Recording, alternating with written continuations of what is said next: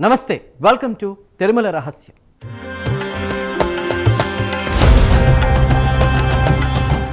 కలియుగ వైకుంఠం తిరుమల. అడుగడుగున పవిత్రత, అణువణువున ఆధ్యాత్మికత ఉట్టిపడే పుణ్యక్షేత్రం. ఏడుకొండల వాసుని దర్శించుకునే ముందు భక్తులు పుణ్యస్నానాలు ఆచరించే స్వామి పుష్కరిణికి ఒక అద్భుతమైన, ఎవరికి తెలియని అన్టోల్డ్ హిస్టరీ ఉంది. మనం చూస్తున్న ఈ పుష్కరిణి భూమి మీద పుట్టింది కాదు. సాక్షాత్తు ఆ మహావిష్ణువు ఆజ్ఞ మేరకు గరుత్మంతుడు వైకుంఠం నుంచి తీసుకొచ్చిన దివ్య సరోవరం. ఈ పుష్కరిణి చుట్టూ ఉన్నటువంటి 12 కోణాల్లో అదృశ్య శక్తులు కొలువై ఉంటాయని పురాణాలు చెబుతున్నాయి. ముఖ్యంగా ఈ కోనేరుకున్నటువంటి 8వ మెట్టు వెనుక మోడర్న్ సైన్స్కు సైతం అంతు చిక్కని ఒక మిస్టరీ దాగుంది. అసలు ఈ పుష్కరిణి భూమిపైకి ఎలా వచ్చింది? ఉత్తరగట్టునున్న వరాహస్వామి ఆలయ రహస్యం ఏంటి? ఆనంద నిలయం పక్కనే ఉన్న ఈ స్వామి పుష్కరిణి అన్టోల్డ్ మిస్టరీ ఏంటో తిరుమల రహస్యంలో చూద్దాం. నా వెనుక కనిపిస్తున్నటువంటి ఈ పుష్కరిణి కేవలం నీటి కొలను కాదు, సాక్షాత్తు వైకుంఠం నుంచి గరుత్మంతుడు నేలపైకి స్వయంగా తీసుకువచ్చిన జలధార, దివ్య జలధారగా పిలువబడేటువంటి ఈ పుష్కరిణి కోట్లాది మంది భక్తుల పాపాలు కడిగేసే దివ్య క్షేత్రంగా పిలువబడుతోంది. స్వామివారి పుష్కరిణికి సంబంధించి చూస్తే 12 అదృశ్య కేంద్రాలు ఉన్నాయని చెప్పి మిస్టరీగా ఉన్న పరిస్థితి ఉంది. కానీ ఆ అంతు చిక్కని మెట్లలో, స్వామివారి పుష్కరిణి మెట్లలో 8వ మెట్టుకు ఉన్నటువంటి మిస్టరీ ఏమిటి? ముఖ్యంగా తిరుమల పుష్కరిణి అంటే తిరుమల శ్రీనివాసునిదా లేక వరాహస్వామిదా? వరాహస్వామికి శ్రీనివాసునికి జరిగినటువంటి ఒప్పందం ఏంటి? అసలు వైకుంఠం ఉన్న రహస్యం ఏంటి తెలుసుకుందాం రండి.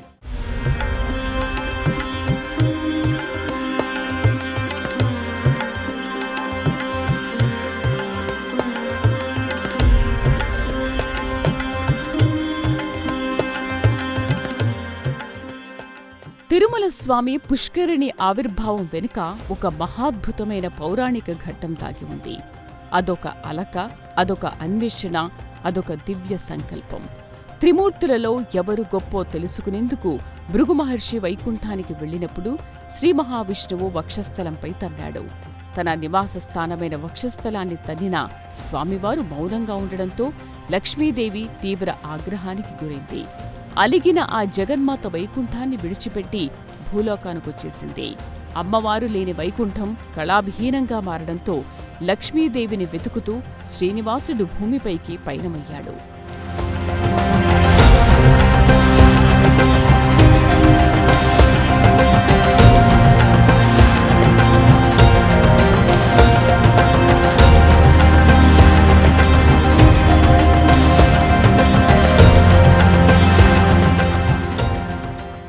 అమ్మవారిని వెతుకుతూ భూలోకమంతా సంచరించిన శ్రీనివాసుడు చివరకు అత్యంత పవిత్రమైన శేషాచల కొండలపైకి చేరుకున్నాడు. ఆ పచ్చని ప్రకృతి, ఆ ప్రశాంత వాతావరణం స్వామివారికి ఎంతో ఆహ్లాదాన్నిచ్చాయి. అయితే ఆ కొండలపై స్వామివారి జలక్రీడల కోసం, రోజువారీ స్నానాధికాల కోసం ఒక పవిత్రమైన సరోవరం అవసరమైంది.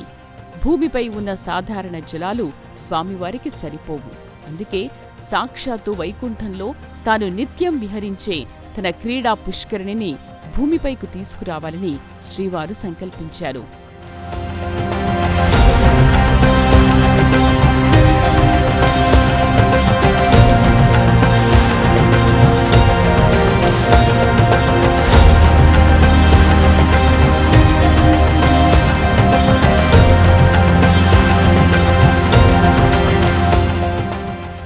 శ్రీవారి ఆజ్ఞను శిరసావహించిన పక్షిరాజు గరుత్మంతుడు వాయువేగంతో వైకుంఠానికి చేరుకున్నాడు.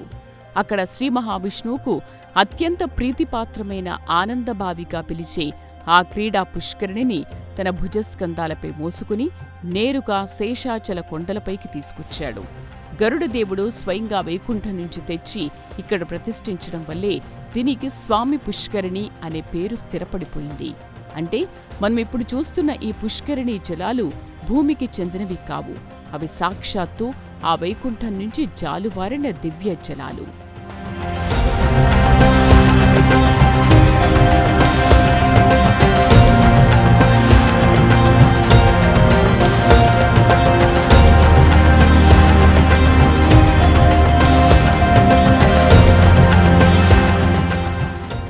స్వామి పుష్కరిణి కేవలం ఒక నీటి కొలను మాత్రమే కాదు, అదొక అద్భుతమైన కాస్మిక్ ఎనర్జీ సెంటర్. ఈ పుష్కరిణి చుట్టూ 12 పవిత్ర కోణాలు లేదా దివ్య స్థానాలు ఉన్నాయని బ్రహ్మాండ పురాణం చెబుతోంది. ఈ 12 కోణాల్లో అదృశ్య రూపంలో 33 కోట్ల దేవతలు, ఎందరో మహామునులు నిత్యం కొలువై ఉంటారని ప్రగాఢ విశ్వాసం. ఈ పుష్కరిణిలో స్నానం చేస్తే ఆ 12 దివ్యస్థానాల నుంచి వెలువడే పాజిటివ్ ఎనర్జీ మన శరీరంలోకి ప్రవహిస్తుందని ఆధ్యాత్మిక పండితులు చెబుతారు.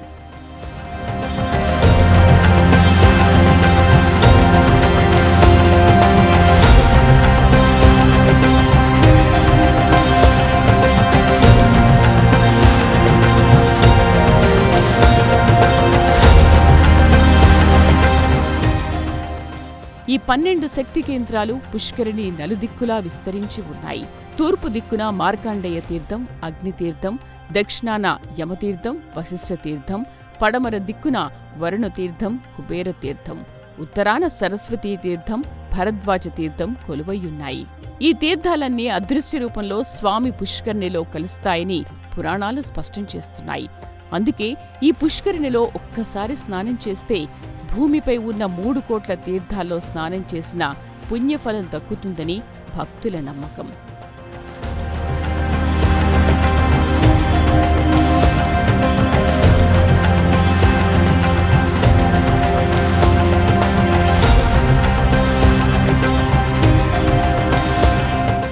వైకుంఠం నుంచి వచ్చిన ఈ పుష్కరిణిలో అడుగడుగునా అద్భుతాలే దాగి ఉన్నాయి. ముఖ్యంగా ఈ పుష్కరిణికి దిగేటువంటి మెట్లలో ఒక మెట్టుకున్నటువంటి పవర్ గురించి తెలిస్తే ఎవరైనా ఆశ్చర్యపోవాల్సిందే.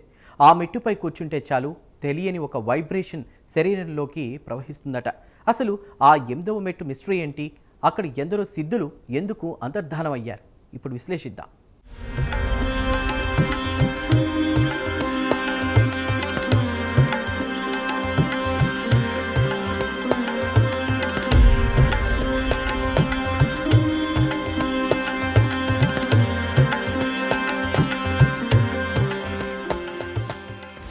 స్వామి పుష్కరిణికి దిగే మెట్లలో 8వ రాతి మెట్టు అత్యంత పవిత్రమైనదిగా, శక్తివంతమైనదిగా భావిస్తారు. పురాతన గ్రంథాలు, తాళపత్ర నిధుల ప్రకారం ఈ 8వ మెట్టు ఒక అద్భుతమైన ఆధ్యాత్మిక పోర్టల్ లాంటిది. 100 ఏళ్ల క్రితం ఎందరో సిద్ధులు, యోగులు, మహర్షులు ఈ 8వ మెట్టుపై కూర్చుని శ్రీవారిని ధ్యానిస్తూ ఘోర తపస్సు చేశారు. వారి తపోశక్తి అంతా ఆ రాతి మెట్టులో నిక్షిప్తమై ఉందని, ఆ శక్తి తరంగాలు నేటికీ అక్కడ ప్రసరిస్తూనే ఉంటాయని ఆధ్యాత్మికవేత్తలు చెబుతారు.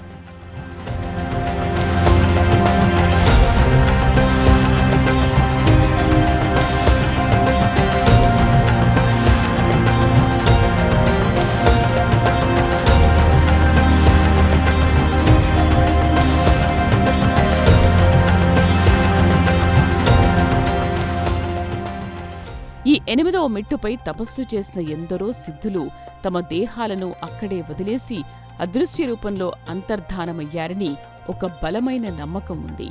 మోడర్న్ సైన్స్కు సైతం అంతు చిక్కని ఒక అద్భుతమైన కాస్మిక్ వైబ్రేషన్ ఆ మెట్టు చుట్టూ ఉంటుంది. అందుకే ఆ మెట్టును తాకినా, అక్కడ నిలబడి స్వామివారిని స్మరించుకున్నా మనసులోని ఆందోళనలన్నీ మాయమైపోయి వర్ణించలేని ఒక మానసిక ప్రశాంతత లభిస్తుంది. ఆ 8వ మెట్టు కేవలం రాయి కాదు, అదొక సజీవమైన శక్తి కేంద్రం.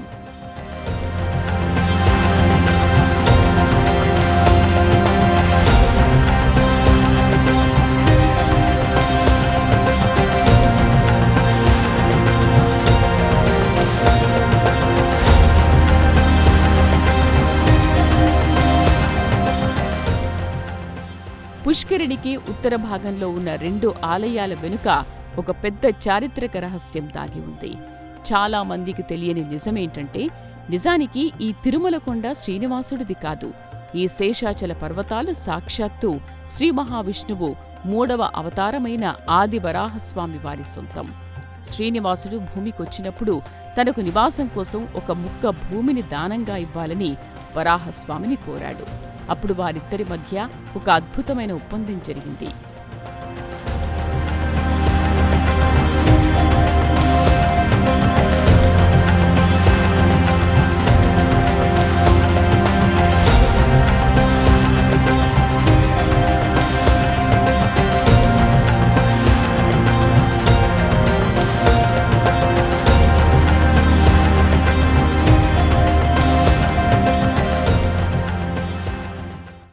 శ్రీనివాసుడికి వరాహస్వామికి మధ్య జరిగిన ఆ చారిత్రక ఒప్పందం ఏంటి?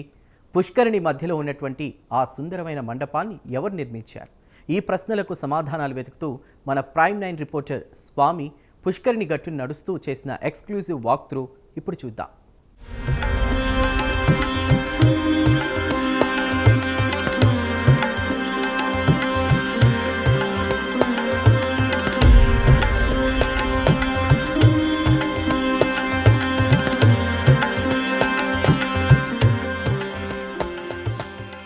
కలియుగ వైకుంఠం తిరుమల దివ్యక్షేత్రంలో పవిత్ర అణువణువున దాగి ఉందని చెప్తారు.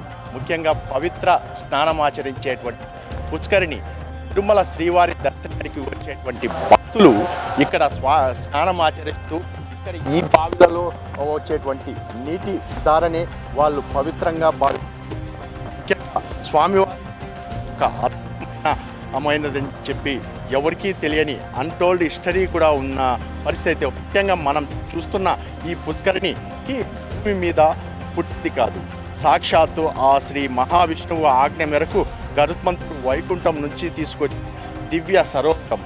ఈ పుష్కరిణి చుట్టూ ఉన్న 12 కోణాల్లో అదృశ్య శక్తులు కొలువుకుంటాయని పురాణాలు చెబుతున్నాయి. ముఖ్యంగా ఈ కోనేరులో ఉన్న 8వ మెట్టు వెనుక మోడర్న్ సైన్స్ సైతం అంత చిక్కని మిస్టరీ దాగి ఉందని చెప్పచ్చు. అసలు ఈ పుష్కరిణి భూమికి ఎలా వచ్చింది?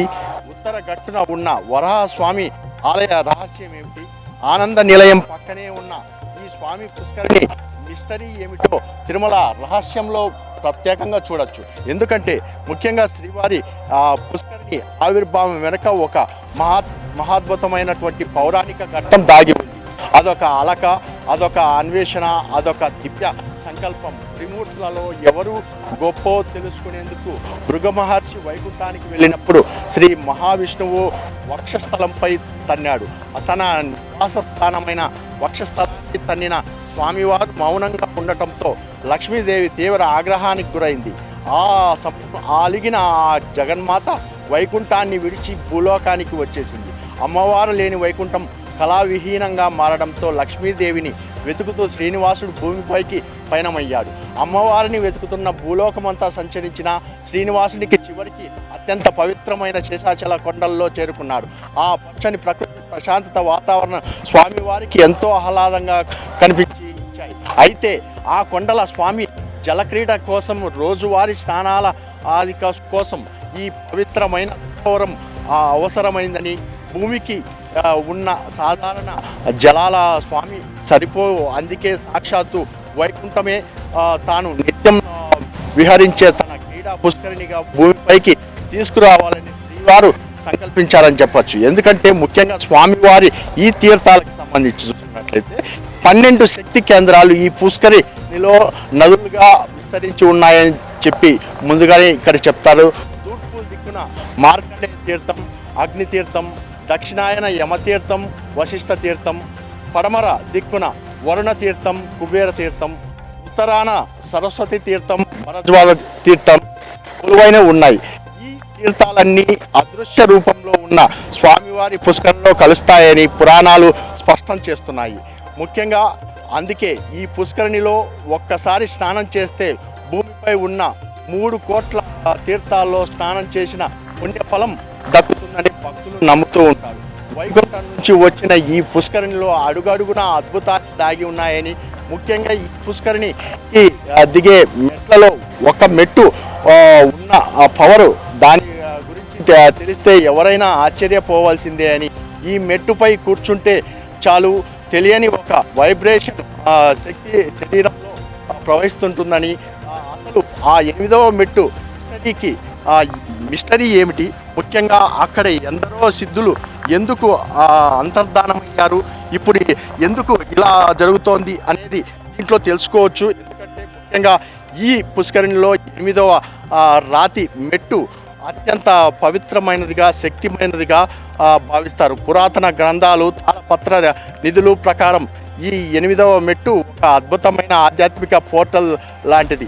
100 ఏళ్ల క్రితం ఎందరో సిద్ధులు, యోగులు, మహర్షులు ఈ 8వ మెట్టుపై కూర్చుని శ్రీవారి ధ్యానిస్తూ ఘోర తపస్సు చేశారు.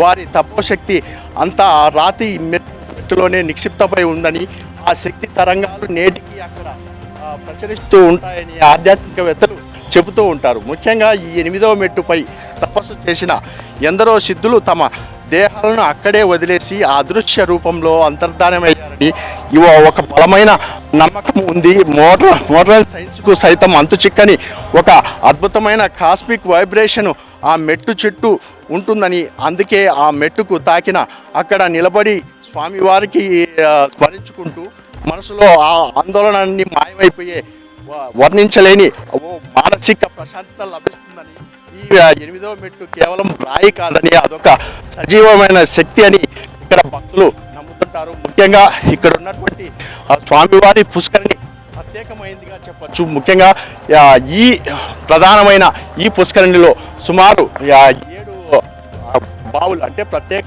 7 బావులకు సంబంధించి చూసుకున్నట్టయితే ఆ 7 తీర్థాలు ఒకటైతే సుమారు 12 శక్తి కేంద్రాలు కూడా నిక్షిప్తమై ఉన్న నేపథ్యంలో దీనికి సంబంధించి పూర్తి స్థాయిలో, అంటే ముఖ్యంగా ఈ పుష్కరిణికి సంబంధించి భక్తులు ఇక్కడ స్నానమాచరిస్తే కోటి తీర్థాలు, అంటే 1,00,000 కోట్ల తీర్థాలకు సంబంధించి చూసుకున్నట్లయితే అక్కడ స్నానం ఆచరిస్తే ఎటువంటి ప్రతిఫలం ఉంటుందో ఈ పుష్కరిణిలో స్నానమాచరిస్తే అంతే ప్రతిఫలం దక్కుతుందని చెప్పి భక్తులు నమ్ముతూ ఉంటారు.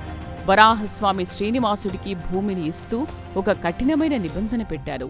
నా కొండపైకొచ్చే భక్తులు మొదట నన్నే దర్శించుకోవాలి, భక్తులు సమర్పించే మొదటి నైవేద్యం నాకే చెందాలి అని వరాహస్వామి కోరారు. దానికి శ్రీనివాసుడు సంతోషంగా అంగీకరించాడు. అందుకే పుష్కరిణి ఉత్తరగట్టున వరాహస్వామి ఆలయం ఉంటుంది. తిరుమలకు వెళ్లే భక్తులు ముందుగా పుష్కరిణిలో స్నానం చేసి వరాహస్వామిని దర్శించుకున్న తర్వాతే శ్రీవారి ఆలయంలోకి వెళ్లాలనేది ఇక్కడి అసలు రహస్యం. ఈ ఆచారాన్ని పాటిస్తేనే తిరుమల యాత్ర సంపూర్ణమవుతుంది.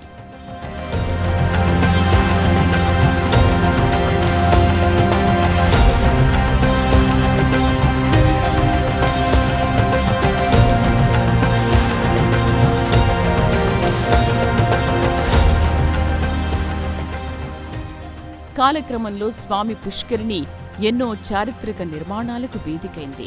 పుష్కరిణి మధ్యలో అత్యంత సుందరంగా కనిపించే నీరాట మండపాన్ని క్రీస్తు శకం 1468లో సాళువ నరసింహరాయలు నిర్మించారు. ఈ మండపం శ్రీవారి తెప్పోత్సవాలకు, జలక్రీడలకు ప్రధాన వేదికగా నిలుస్తుంది. నీటి మధ్యలో తేలియాడుతున్నట్లు కనిపించే ఈ రాతి మండపం ఆనాటి శిల్పుల అద్భుతమైన ఆర్కిటెక్చర్ నైపుణ్యానికి సజీవ సాక్ష్యం. 100 ఏళ్లుగా నీటిలోనే ఉన్న చెక్కు చెదరని ఈ నిర్మాణం ఒక ఇంజనీరింగ్ అద్భుతం.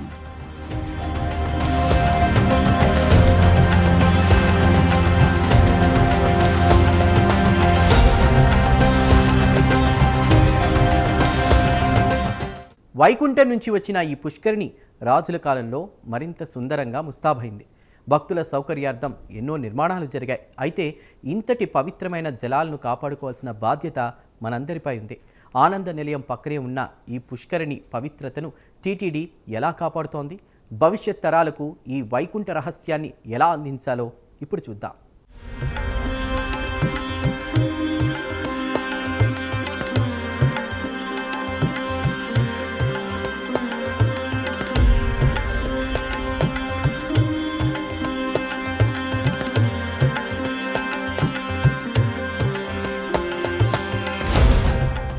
ఒకప్పుడు పుష్కరిణికి సరైన మెట్లు ఉండేవి కావు. 16వ శతాబ్దంలో పదకవితా పితామహుడు అన్నమాచార్యుల కాలంలో ఈ పుష్కరిణికి క్రమబద్ధమైన రాతి మెట్లను భక్తులు సురక్షితంగా స్నానాలు ఆచరించడానికి వీలుగా ఘాట్లను నిర్మించారు. అప్పటినుంచి నేటి వరకు కోట్లాది మంది భక్తులు ఈ మెట్ల గుండానే పుష్కరిణిలోకి దిగి పుణ్య స్నానాలు ఆచరిస్తున్నారు. ప్రతి మెట్టు వెనక ఎందరో భక్తులు గోవింద నామస్మరణ దాగి ఉంది.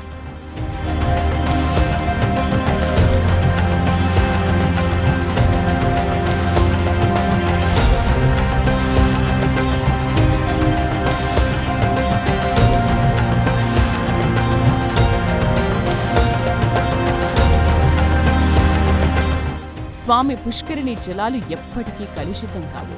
టీటీడీ అత్యంత ఆధునిక టెక్నాలజీతో ఈ జలాలను నిరంతరం శుద్ధి చేస్తూ ఉంటుంది. వానాకాలంలో శేషాచల కొండల పైనుంచి వచ్చే ఔషధ గుణాలున్న నీరు నేరుగా ఈ పుష్కరిణిలోకి చేరుతుంది. అందుకే ఈ నీటిలో స్నానం చేస్తే చర్మ వ్యాధులు నయమవుతాయని, శారీరక మానసిక రుగ్మతులు తొలగిపోతాయని భక్తులు బలంగా నమ్ముతారు. ఇది కేవలం నమ్మకం కాదు, ఆ నీటిలో ఉన్న ఔషధ గుణాల వాస్తవం.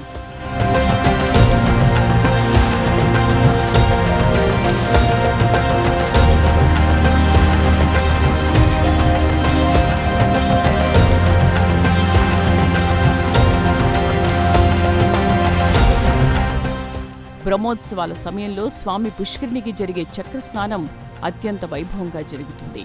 శ్రీవారి సుదర్శన చక్రాన్ని ఈ పవిత్ర జలాల్లో స్నానం చేయించే ఆ అద్భుత ఘట్టాన్ని చూడ్డానికి లక్షలాది మంది భక్తులు తరలివస్తారు. ఆ సమయంలో పుష్కరిణి జలాల్లో ఒక అద్భుతమైన పాజిటివ్ ఎనర్జీ ప్రవహిస్తుందని, ఆ నీటి బిందువు తలమీద పడితే చాలు జన్మ జన్మల పాపాలు తొలగిపోతాయని భక్తుల విశ్వాసం.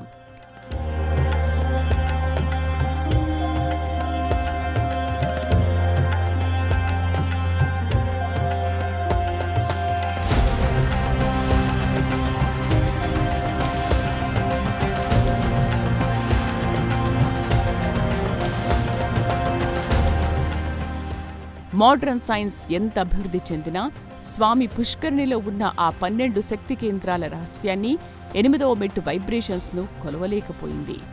ఇక్కడ ఉన్నది కేవలం నీరు కాదు, అదొక అపారమైన విశ్వశక్తి. వైకుంఠం నుంచి గరుత్మంతుడు తీసుకొచ్చిన ఈ ఆనంద బావి కలియుగాంతం వరకు భక్తుల పాలిట సంజీవనిలా నిలిచి ఉంటుంది. ఈ పవిత్ర జలాలను కళ్లకద్దుకొని ఆ శ్రీహరిని స్మరించుకోవడమే మనకు దక్కిన అతిపెద్ద అదృష్టం.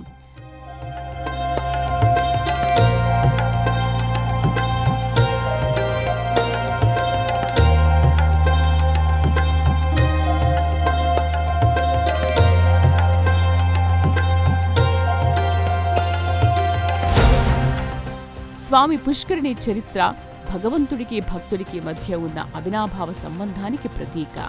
వరాహస్వామి త్యాగం, గరుత్మంతుడి భక్తి, సిద్ధుల తపస్సు ఇవన్నీ కలగలిపి ఈ పుష్కరిణిని ఒక మహాశక్తిపీఠంగా మార్చాయి. 7 కుండల వాసుడి దర్శనానికి ముందు ఈ జలాల్లో చేసే స్నానం మన దేహాన్నే కాదు, ఆత్మను కూడా పునీతం చేస్తుంది. ఆ గోవిందుడి నామస్మరణతో స్వామి పుష్కరిణి ఎప్పటికీ ఒక ఆధ్యాత్మిక దివ్యధామంగా వెలుగొందుతూనే ఉంటుంది. చూశారు కదా, ఈ కొలను కేవలం కోనేరు కాదు, కోట్లాది మంది భక్తుల పాపాలు కడిగేసే వైకుంఠ జలధార. ఎన్నో అద్భుత శక్తులు దాగి ఉన్న ఈ పుష్కరిణిలో ఎన్నో సైన్స్ వైబ్రేషన్స్ స్వామివారి పుష్కరిణిలో దాగి ఉన్నాయి. ఈ పవిత్ర జలాలను దర్శించుకోవడం మన పూర్వజన్మ సుకృతంగా భావిద్దాం. కెమెరామెన్ బాలుతో సునీల్, ప్రైమ్ 9 న్యూస్, తిరుమల నుండి.